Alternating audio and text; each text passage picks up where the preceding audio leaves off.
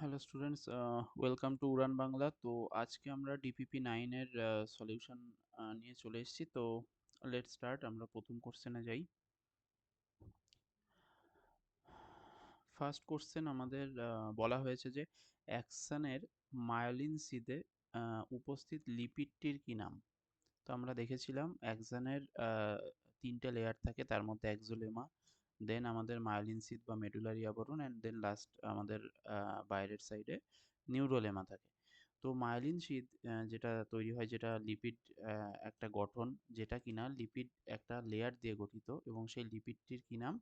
এর নামের আমি বলেছিলাম যে মায়োলিন সিদের মধ্যেও মায়োলিন ওয়াটটা আছে, এবং তার যে উপাদানটা লিপিডের, সেই উপাদানের যে নামটা, তার মধ্যেও কিন্তু মায়োলিন আছে। তো স্ফিঙ্গোমায়োলিন is the correct answer, option 4, যেটা কিনা অ্যাক্সনের মায়োলিন শিথে উপস্থিত থাকছে, যেটা কিনা একটা লিপিড।